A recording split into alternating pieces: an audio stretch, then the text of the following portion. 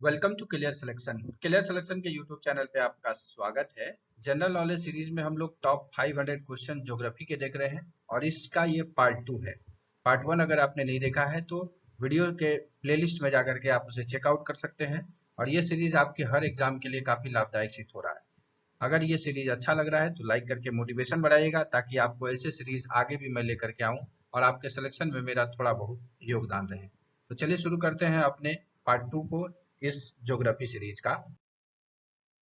पहला है बाबा बुदनगिरी पहाड़ियां निम्नलिखित में से किस फसल के लिए जानी जाती हैं? नीलगिरी चाय, कॉफी, रबड़ या उपरोक्त सभी? सही उत्तर है दोस्तों कॉफी के लिए।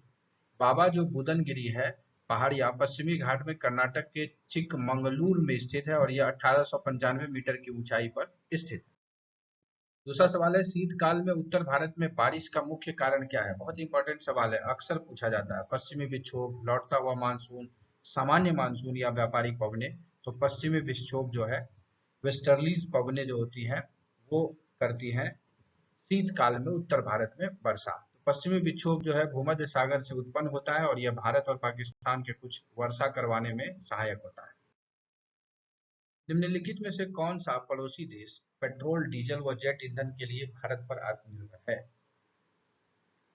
ऑप्शन है बांग्लादेश, नेपाल, मालदीव, मॉरिशस। सही उत्तर है दोस्तों मॉरिशस। मॉरिशस जो है हिंद महासागर में स्थित एक छोटा सा द्वीप है, राष्ट्र है। इसका कुल क्षेत्रफल 2040 वर्ग किलोमीटर है और मॉरिशस की अधिकतर आबादी भारतीय मूल की है। हीराकुंड बांध किस राज्य में स्थित है? तो आंध्र प्रदेश, ओडिशा, कर्नाटक या पश्चिम बंगाल? तो सही उत्तर है दोस्तों ओडिशा में। हीराकुंड बांध ओडिशा के संबलपुर में स्थित है।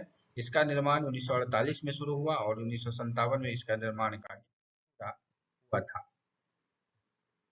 अगला है भूतापीय ऊर्जा प्राप्त करने के लिए निम्नलिखित में से सर्वोत्तम स्थान कौन सा है? तो कोंकण तट, लद्दाख जिला, अरावली पहाड़ियां या कोरोमंडल तट? सही उत्तर है दोस्तों लद्दाख जिला। भूतापीय ऊर्जा में ऊष्मा से ऊर्जा प्राप्त की जाती है और यह ऊर्जा पृथ्वी की क्रस्ट के अंदर की ऊष्मा से उत्पन्न की जाती है। निम्नलिखित कथनों का अवलोकन कीजिए। लघु सिंचाई योजना 2000 हेक्टेयर से कम सीसीए, मध्यम सिंचाई 2000 से 10,000 हेक्टेयर, बृहद सिंचाई 10,000 हेक्टेयर से अधिक। कौन सा कथन सही है? केवल एक, दो, दो, तीन, सभी सही है, सभी गलत है? तो सभी सही है। जो भारत में 160 मिलियन हेक्टेयर भूमि है जिसमें केवल 40% भूमि ही सिंचित है और अधिकतर भूमि जल आवश्यकता के लिए वर्षा पर निर्भर है और भारत में सिंचाई के संदर्भ में उपरोक्त सभी कथन सही है जो ये सिंचाई योजना से संबंधित है। अगला है स्टील उत्पादन में भारत का विश्व में कौन सा स्थान है? पहला, दूसरा, तीसरा या चौथा? सही उत्तर है दोस्तों तीसरा स्थान है। वर्ल्ड स्टील एसोसिएशन की 2017 की रिपोर्ट के अनुसार चीन और जापान के बाद भारत विश्व का तीसरा सबसे बड़ा स्टील उत्पादक देश है। 2017 में भारत का स्टील उत्पादन 101 मिलियन मीट्रिक टन था। अगला सवाल है बायोलॉजिकल ऑक्सीजन डिमांड निम्नलिखित में से किसका माप है? तो क्या ये मेटाबॉलिज्म दर, प्रदूषण, जल स्रोत या जल स्रोतों में ऑक्सीजन का घनत्व या पौधों की पत्तियों द्वारा ऑक्सीजन उत्पादन की दर? तो ये है दोस्तों प्रदूषण से संबंधित। बायोलॉजिकल ऑक्सीजन डिमांड बीओडी जिसको बोलते हैं का उपयोग जल में विद्यमान दूषित जैविक पदार्थ को मापने के लिए किया जाता है।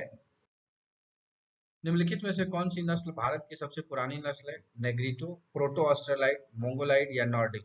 तो नेग्रिटो जो है ये सही है। नेग्रिटो नस्ल जो है अंडमान निकोबार में निवास करती है। अब यह नस्ल लगभग विलुप्त हो चुकी है।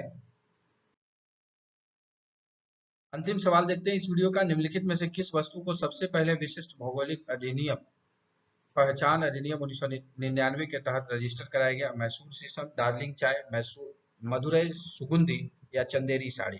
तो ये दार्जिलिंग चाय को जो है सबसे पहले किया गया किसमें? जीआई टैग में। तो जीआई टैग से संबंधित एक वीडियो हमने बना रखा है जो 2024 के महत्वपूर्ण जीआई टैग दिए गए हैं, तो उसे जरूर आप चेकआउट कर लीजिएगा। आपके एग्जाम में सवाल वहां से निश्चित आएंगे। तो दार्जिलिंग चाय पश्चिम बंगाल के दार्जिलिंग जिले में उत्पादित की जाती है। दार्जिलिंग चाय को 2004-5 में सबसे पहले विशिष्ट भौगोलिक पहचान टैग दिया गया। हाँ, तो ये थे हमारे ज्योग्राफी के पार्ट 2 में 10 महत्वपूर्ण सवाल। अगले वीडियो को देखने के लिए आप चैनल पे आए हैं तो सब्सक्राइब कर लीजिएगा और अगर ये वीडियो लाभदायक सिद्ध हो रहा है तो लाइक करके मोटिवेशन बढ़ाइएगा। साथ ही साथ इसे ज़्यादा से ज़्यादा शेयर करिएगा ताकि ज़्यादा से ज़्यादा लोगों के सिलेक्शन में मेरा थोड़ा बहुत योगदान दे। चलिए इसी संदेश के साथ कि पढ़े ऐसे सिलेक्शन हो जैसे इस वीडियो को ध्यानपूर्वक देखने के लिए आप सभी का दिल से धन्यवाद।